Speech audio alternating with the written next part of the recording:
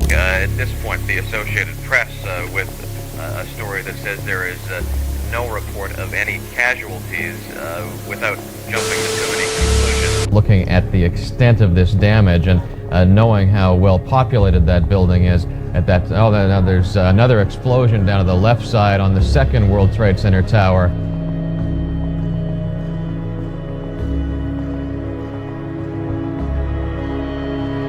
Jim Friedel in Hoboken said it appeared to bank sharply and smash directly, perhaps purposefully.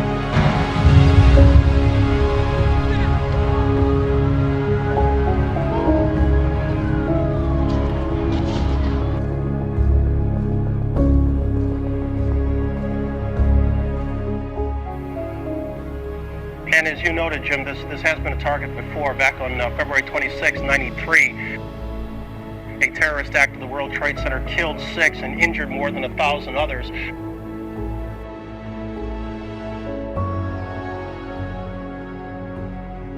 Do you know whether or not the FBI had received any more? Hi, my name is John Clark, and I was a first responder, a firefighter in the aftermath of the September 11th attacks. It's a pleasure to have you here, John. Really appreciate that. So tell us, where were you on that fateful day? I was actually working a side job, and I was on a roof, and I was putting on a man's roof, and he came out of his house and was motioning me inside to say someone had flown a plane into one of the towers down the city. So when I went inside to this man's house, we were talking, watching it on the news, and while we were watching it live, the second plane hit. Gotcha. And it was then I knew it was a terrorist attack, and my phone started going crazy. My beeper, I didn't have a phone. The beeper started to go crazy, and I looked to get back to my firehouse. Right, so John, tell us, how did you become involved in the rescue initially? So when the planes hit and I was with that gentleman, my beeper went off, and they were calling for other responders in the general New York City area, which is Westchester County is right outside of the city, to respond to their firehouses and see how what we can do to help. So that's what I did. I responded to my home firehouse. I was on my vacation at the time, so I had to go get my gear, which was being cleaned, and then I responded to the firehouse, and we ended up going to a staging area in Yonkers. And then we ended up going down to a firehouse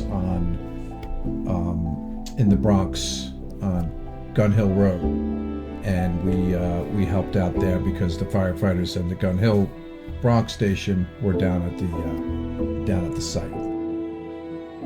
And how extensive was the rescue? How many firefighters were present, do you think? So when the next day on the 12th, when we went down, and we walked in on the scene, it was very overwhelming, to say the least. There were hundreds and hundreds of first responders there, doing various jobs in rescuing, still attempting to rescue, but mostly recovery efforts. I'm sure many of us have seen the events on television, for sure. Do you think there was a great deal of footage or elements that has not been shown? Maybe that you've seen yourself? Could you speak a little bit more of that for us? Sure. I mean, there's a fair amount of footage, sure.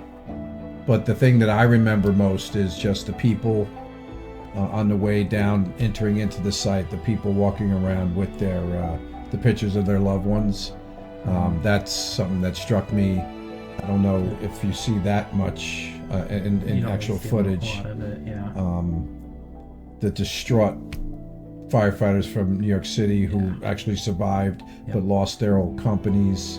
That was a terrible reality that I don't think We've seen a lot of it, we've heard a lot of it, but seeing it firsthand was pretty jarring. These are the pictures that were taken on September 12th.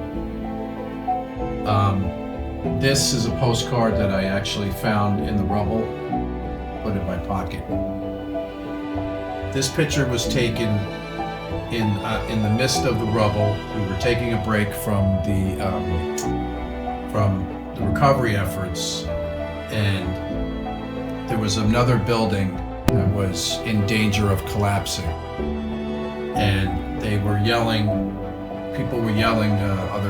The engineers and other firefighters were yelling that we need to get out of the area. This is just when they were yelling that. After 2 minutes after this, everybody was running out of the site. Okay, and then we came back in later when they deemed it safe.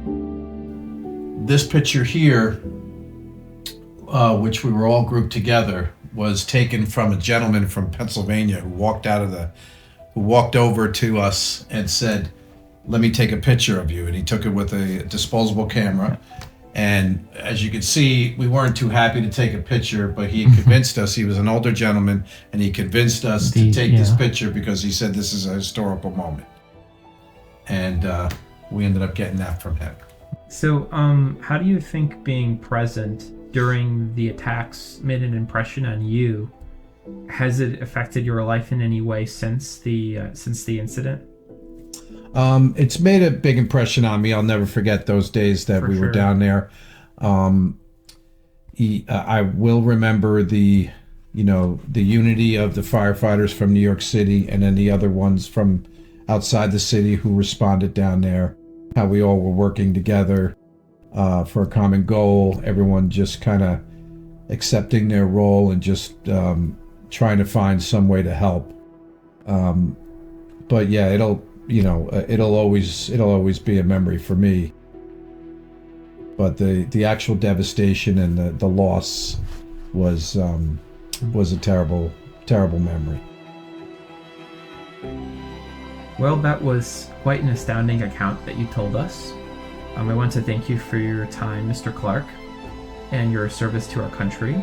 Your acts of heroism you took part in saved thousands of lives that day.